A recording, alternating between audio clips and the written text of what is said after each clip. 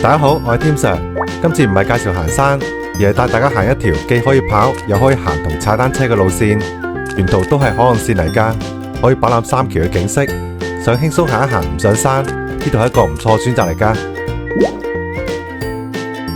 呢條路線將會由大欖沿海岸線一路行到去荃灣西，沿途風景都好靚㗎，可以欣賞到三橋嘅景色，包括汲水門大橋、青馬大橋同埋汀九橋，仲會經過好多非官方同官方嘅沙灘。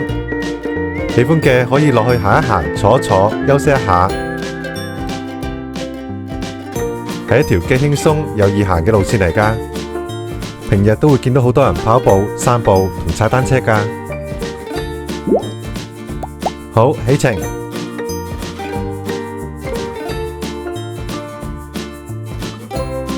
首先，乘搭任何一架經過屯門公路轉車站嘅巴士，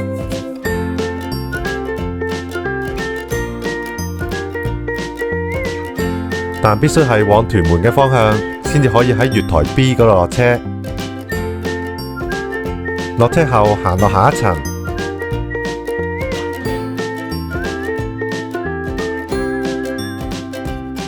掠過公廁，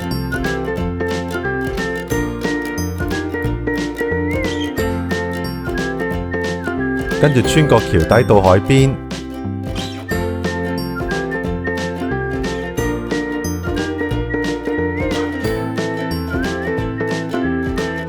就嚟到青山公路大欖段嘅起點。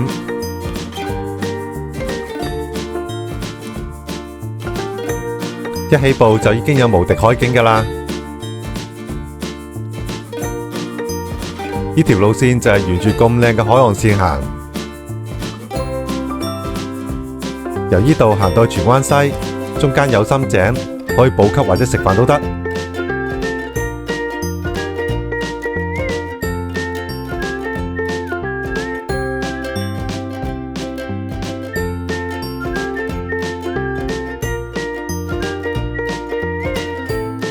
沿路彷彿係一條海濱長廊，有好好嘅綠化環境。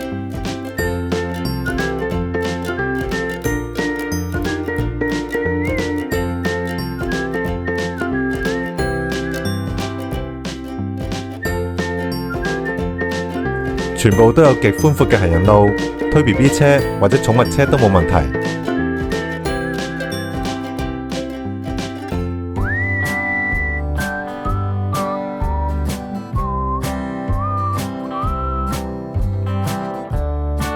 旁邊嘅車流一般都好低㗎，空氣好清新，唔污濁㗎。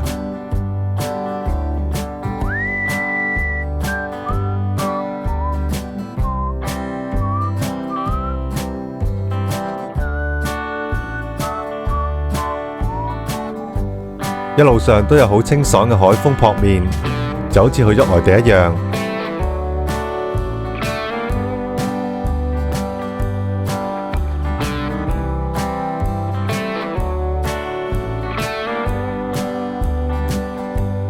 冇時間束縛，想幾時停就幾時停。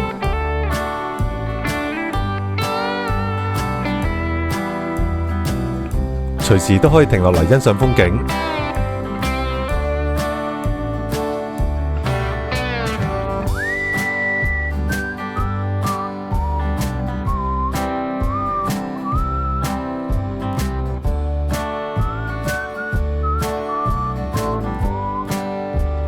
悠哉悠哉，慢慢行又得。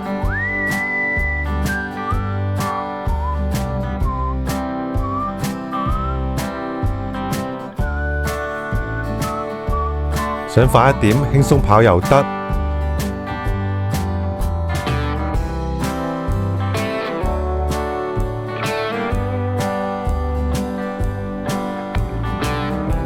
亦可以踩單車喺馬路上飛馳。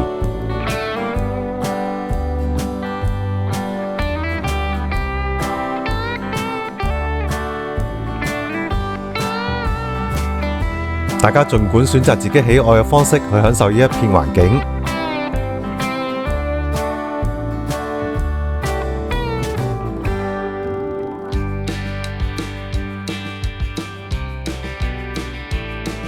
睇下，行日都有唔少熱愛踩單車嘅人踩呢條路㗎。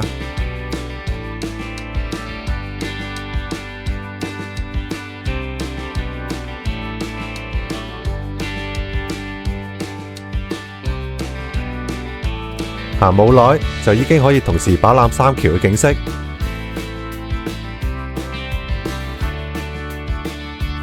由右至左分別係汲水門大橋、青馬大橋同埋汀九橋。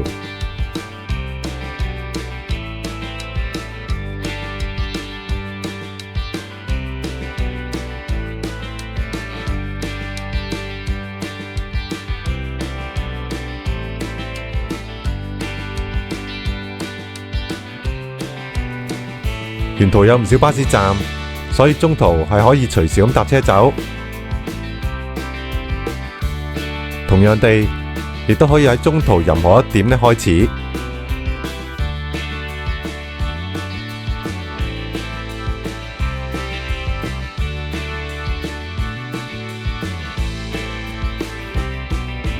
伴隨海岸線，仲有好多無名嘅沙灘。前段主要係一啲非官方嘅沙灘，而後段多數呢就係泳灘。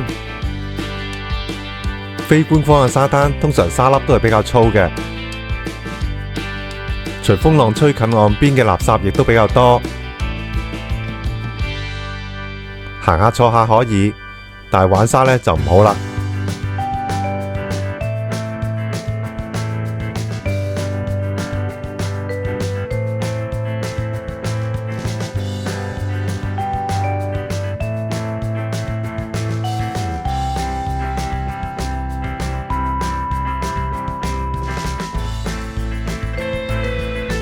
右邊條梯級就可以落到下邊嘅沙灘啦。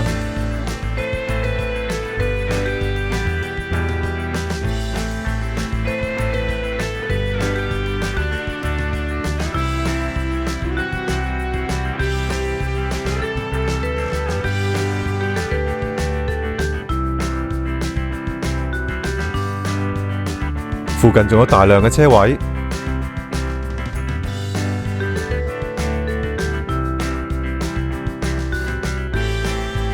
咁方便，假日應該會唔少人啦。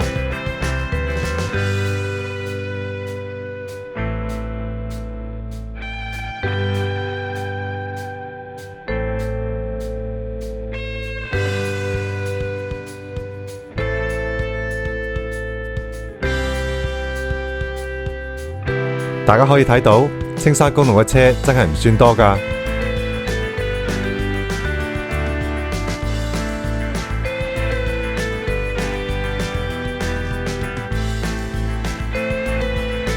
因為大多數嘅車都係行上面嘅屯門公路。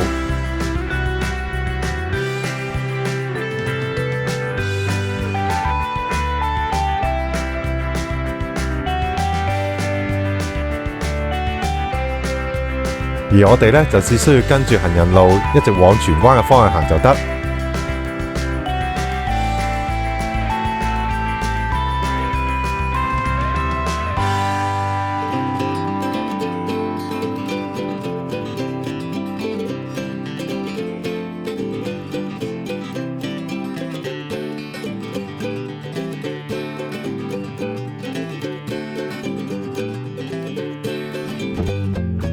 一路上都可以見到大大小小嘅沙灘，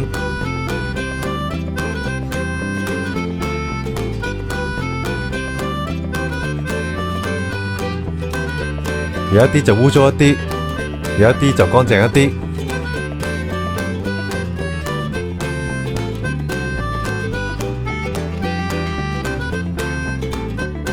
有一啲就好易落，有一啲呢就好難落去嘅喎。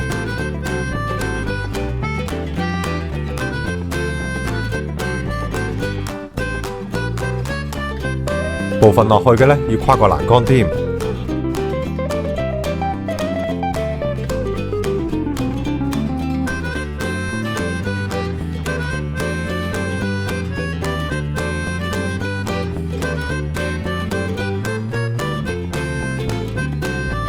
一段有啲似吐露港，由大埔墟去到火炭。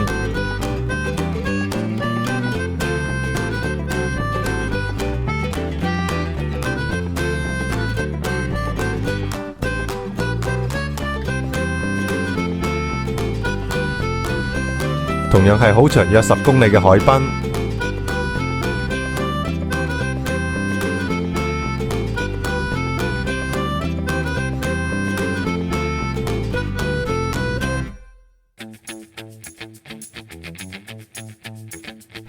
好適合鍾意長跑嘅朋友。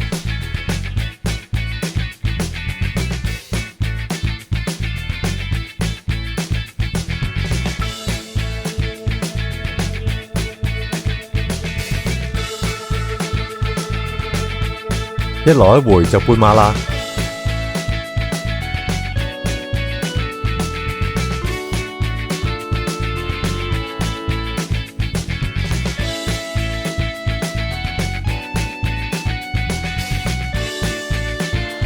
不過青公可以跑得更長。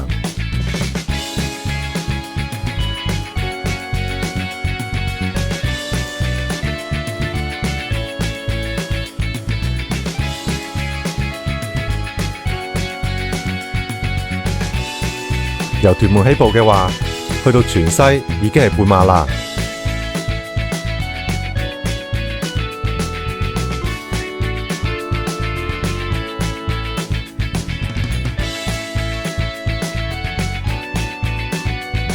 路平又直又冇燈位，每5公里又有補給，連馬拉松一流啊！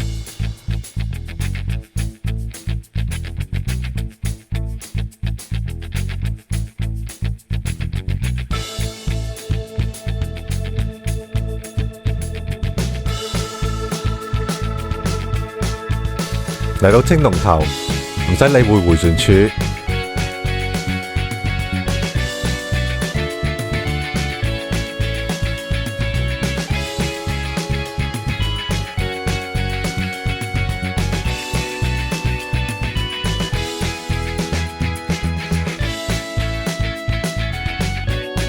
總之就係沿岸直行。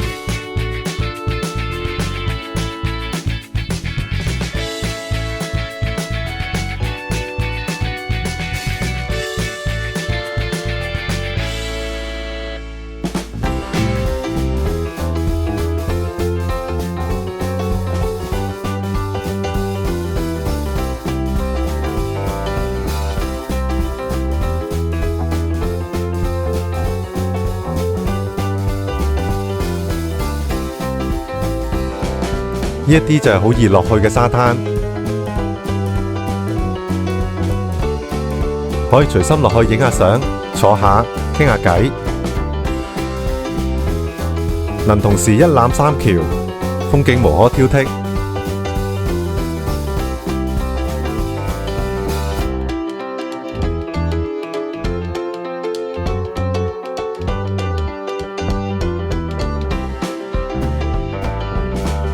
沿路行得好靚，呢啲咁長嘅海濱喺香港係好少有㗎。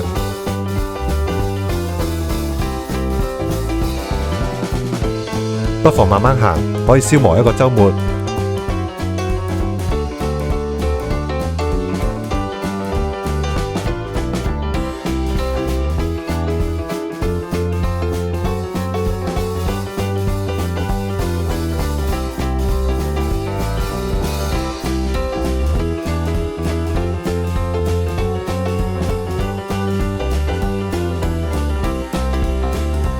其實眼見多數人都係跑步㗎，不過亦都有啲人係慢步嘅。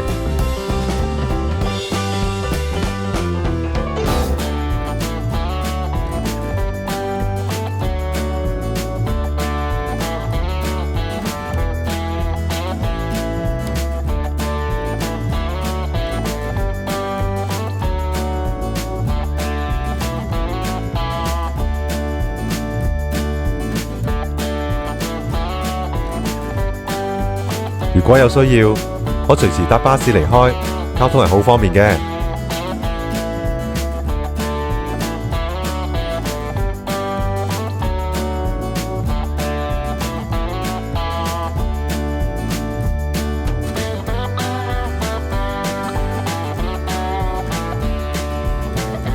呢條路兩旁都係浪翠園，由第4期去到第1期。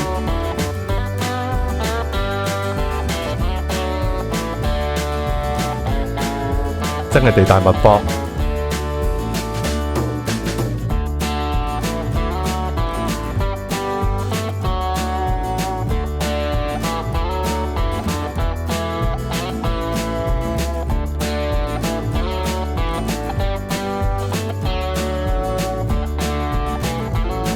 靚景嘅位置非常多，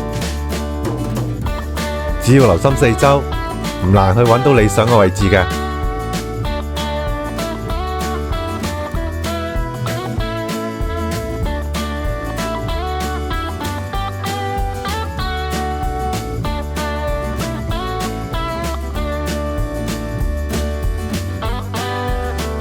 前面就係深井啦。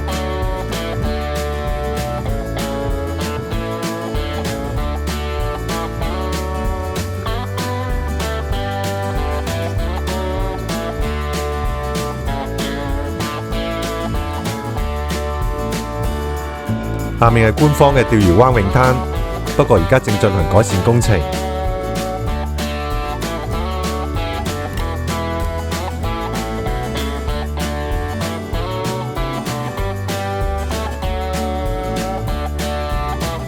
青宮嘅好多泳灘，好多都好陌生，相信大部分人都未去過。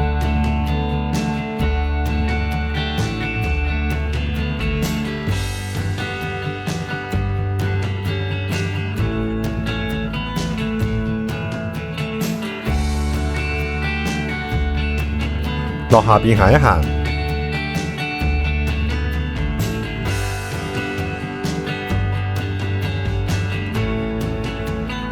喺碼頭兩旁都有好靚嘅沙灘，環境呢好似馬鞍山喎。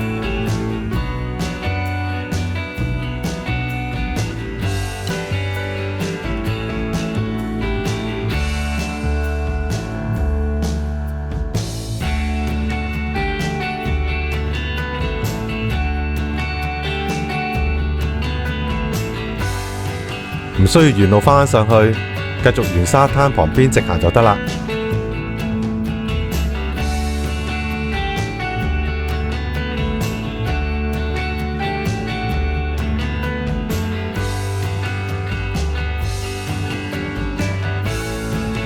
喜歡嘅可以行出碼頭睇一睇。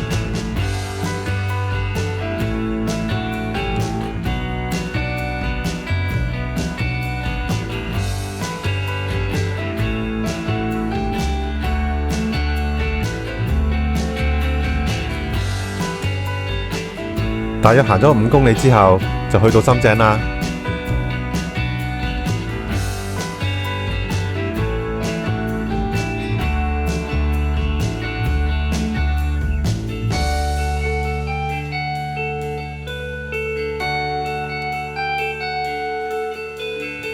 便利店、咖啡店、餐廳應有盡有。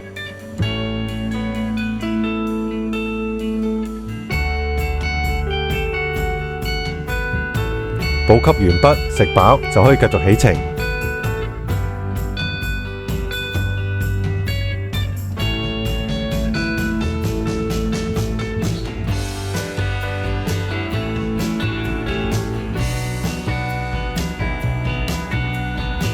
慢慢穿過深井，一個好多人只會嚟食燒鵝嘅地方。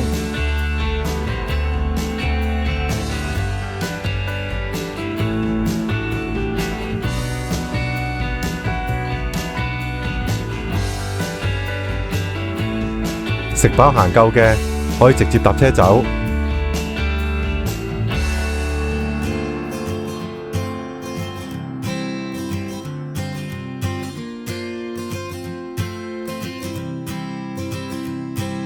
開始離開深井，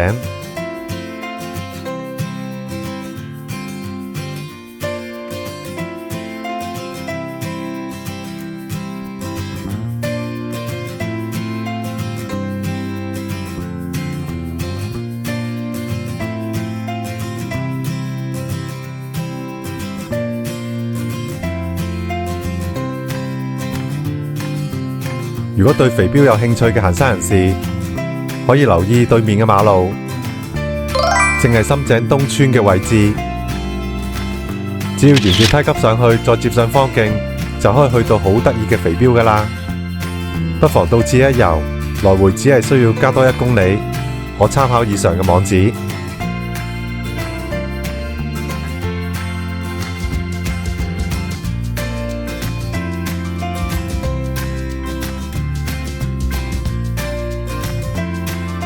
離開深井後，接上往全西嘅緩跑徑，總距離係5500米。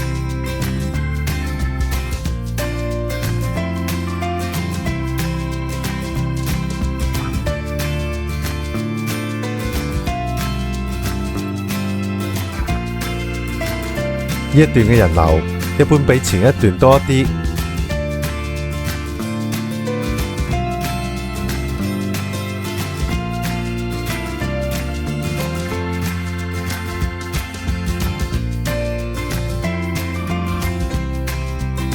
但當然行日都只係會見到小貓幾隻。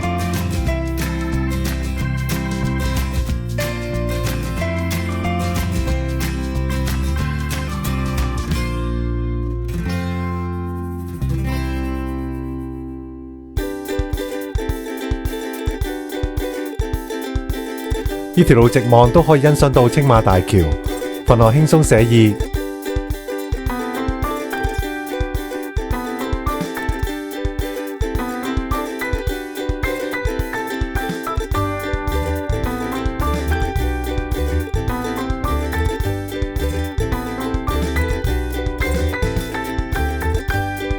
沿路有海風，跑嘅都會爽一啲，快腳一啲。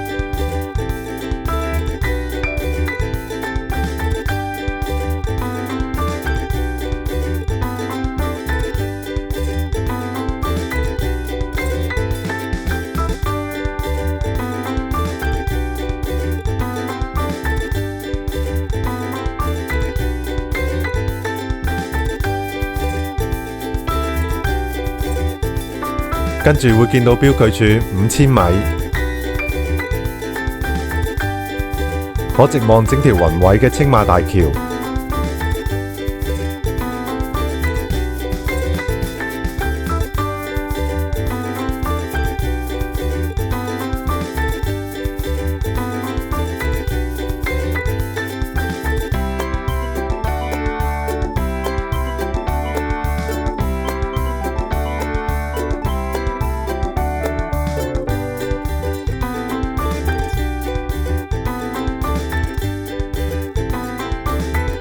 下面就係隱世嘅雙仙灣泳灘，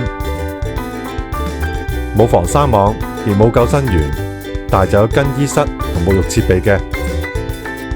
上落去嘅話，就要跨過行人天橋，喺左邊嗰條路轉落去。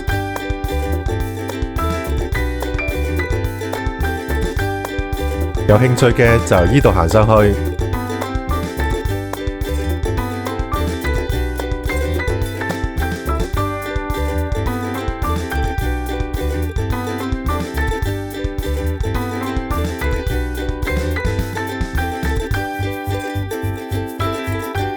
清宮嘅沙灘真係特別多，行兩步又見到另一個泳灘啦。呢個係海尾灣，面積大好多，游水亦都安全好多。反之，去雙仙灣嘅釣魚嘅人會多一啲。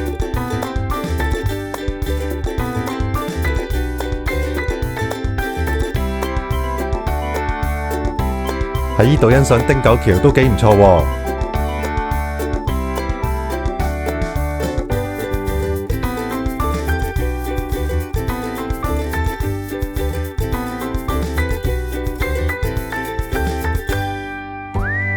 慢慢地步向汀九橋，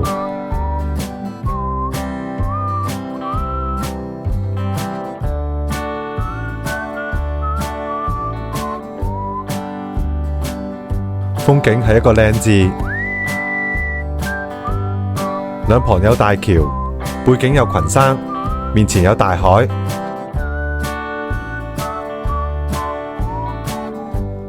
唔多形容啦，自己用眼睛去欣賞啦。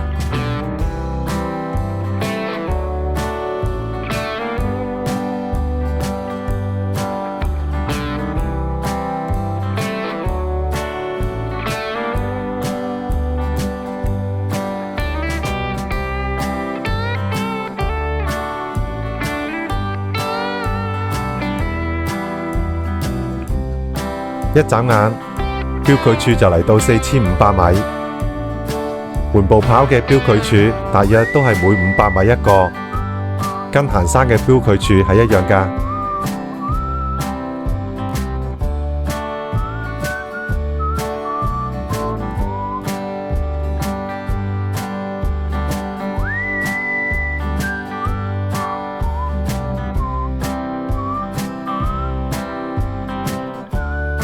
前面嘅最左邊細一啲嘅泳灘就係更新灣。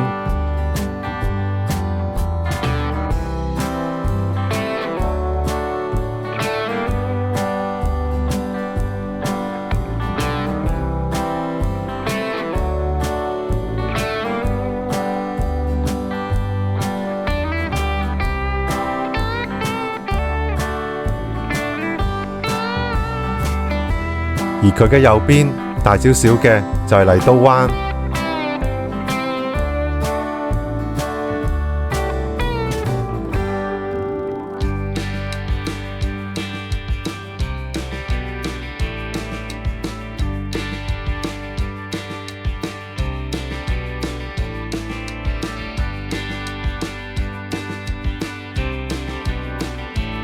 接上青山公路汀九段。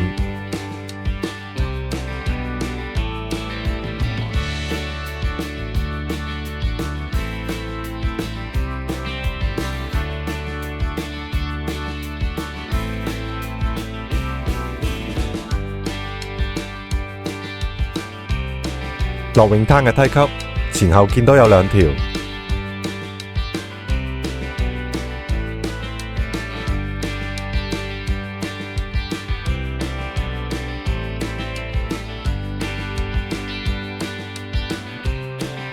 唔經唔覺已去到標距處4000米，行到去0米呢就完結啦。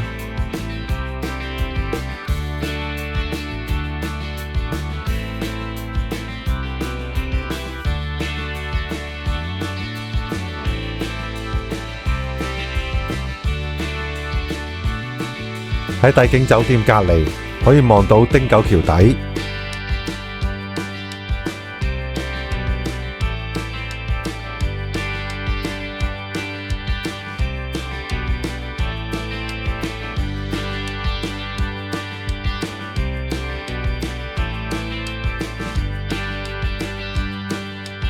跟住由青山公路汀九段走到去新汀九段。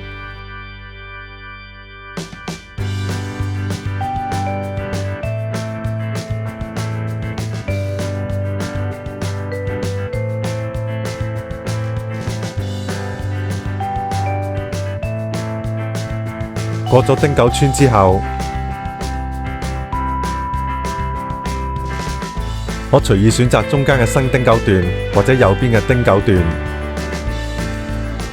新汀九段係好行好多嘅，因部分汀九段係冇行人路㗎。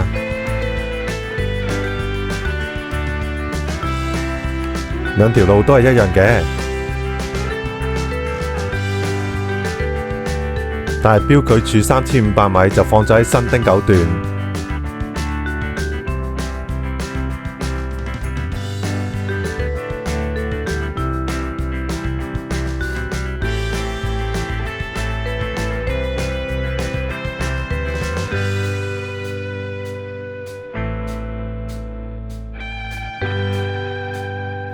呢一段路係全程最冇風景嘅一段。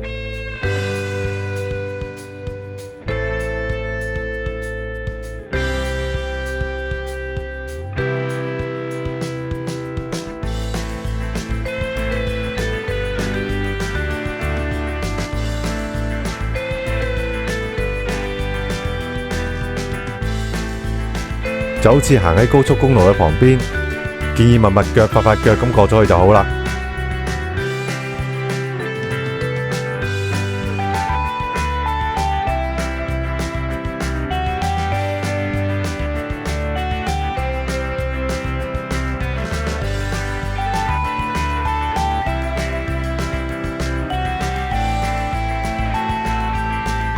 轉眼間就去到標距處3050米。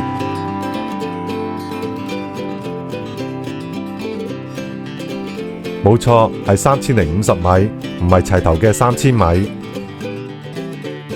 可能3000米就喺馬路中心啦。過馬路後，新汀九段亦就此完結。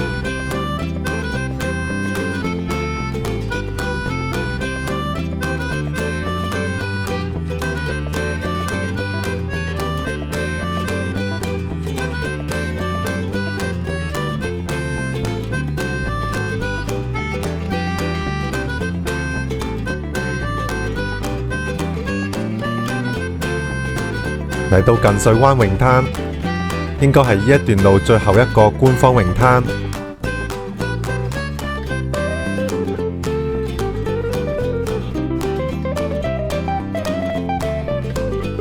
近水灣泳灘設施齊全，就係有啲細，而且頗多水石。游水呢要當裙邊咁樣着鞋，玩沙呢更加唔得。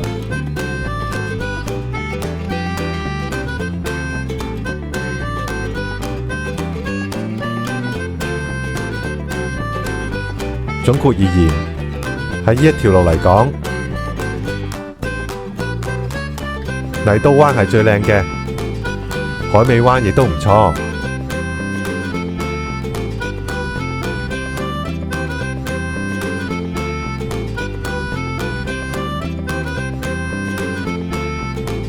當然，喺清宮最靚嘅一定係黃金海岸啦，又大又靚，沙又幼。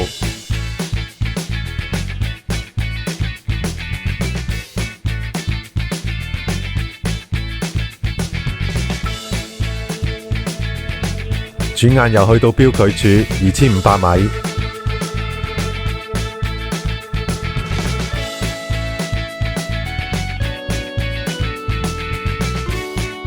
循行人路一直行，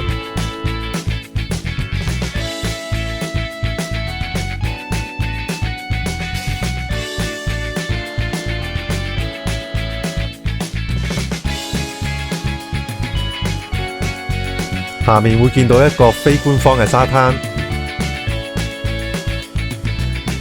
落去嘅梯級呢，就喺標距柱2500米之前。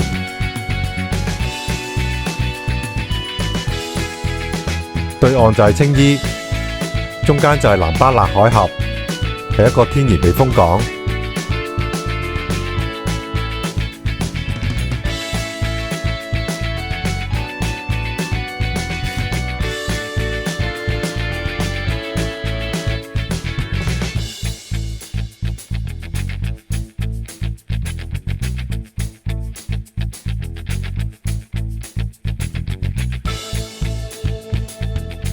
到咗丁蘭居，前面就已經係荃灣西嘅範圍啦。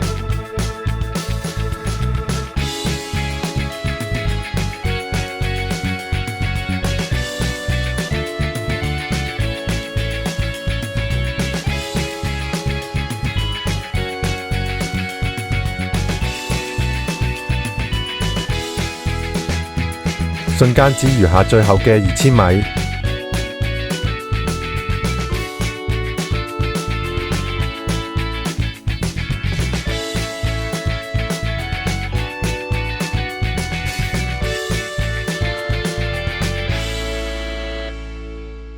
目標好清晰嘅，唔會唔識行，路痴都唔會行錯㗎。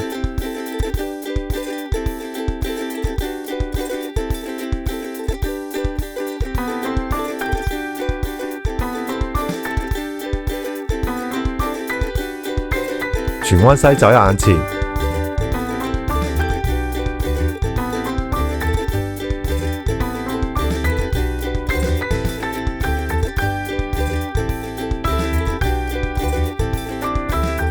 最高嘅大廈就係如心廣場。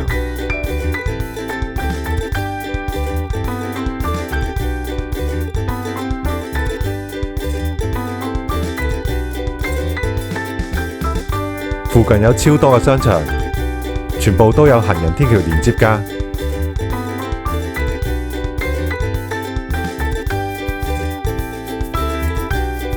可以由荃灣西一直行到荃灣站，而唔經過馬路嘅。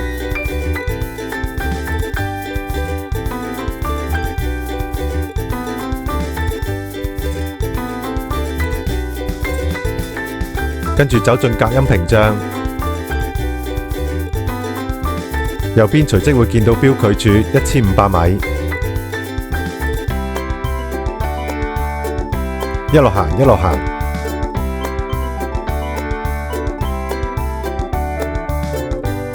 然後靠右行到海濱長廊。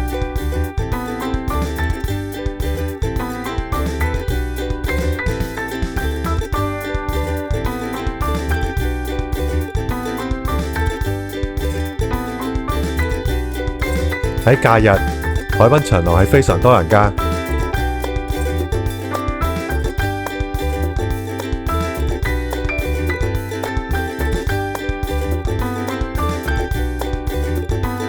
跟現在嘅情景完全係兩回事，可謂天淵之別。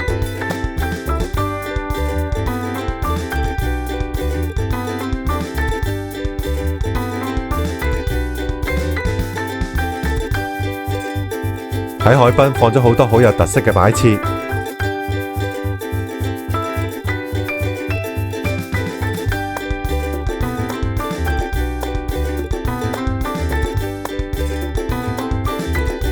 閒日可以任影相，假日想行近都難啊！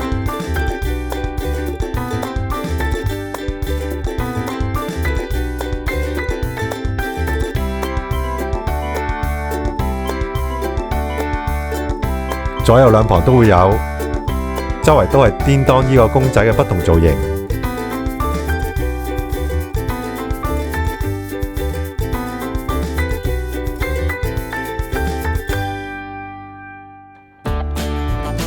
仲有一條美人魚喺防波堤上面曬太陽添。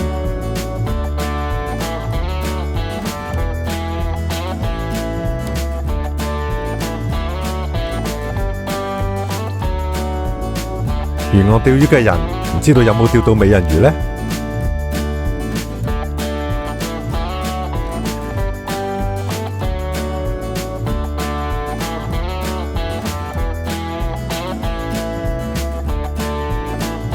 其中一個叮當正準備釣魚喎，莫非想釣得美人歸？喺花槽嘅旁邊有好特色嘅長凳，概念就好似鹽田仔嘅長凳藝術品。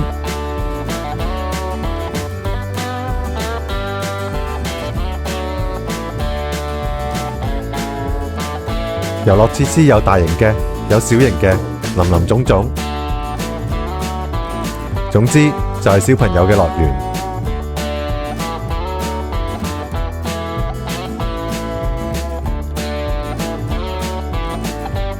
但係而家小朋友都返緊學，所以完全冇人啊！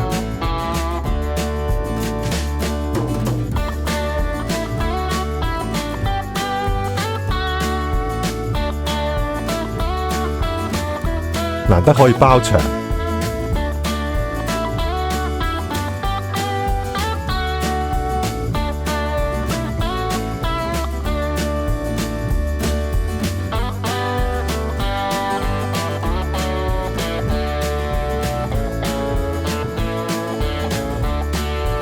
快樂嘅時間過得特別快，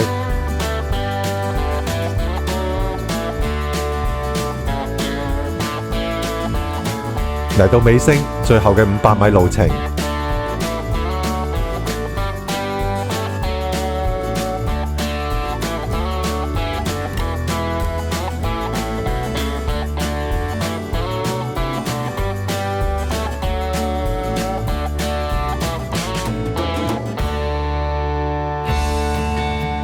沿岸係近幾年先至建成嘅荃灣海濱單車匯合中心。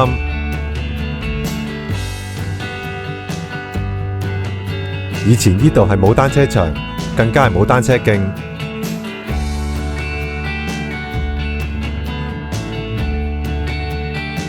現時就應有盡有，設施真係改善咗唔少。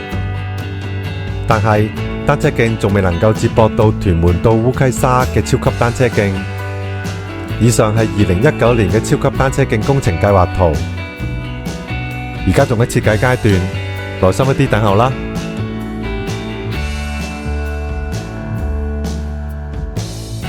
呢邊嘅海濱屬於荃灣公園，左邊係海之戀商場。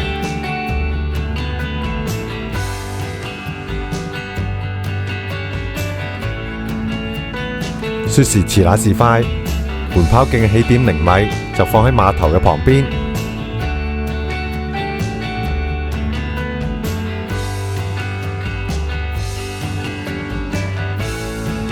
商場之下就係荃灣西站，走到左邊就可以揾到港鐵站㗎喇。附近仲有唔少巴士、小巴，離開係非常方便嘅。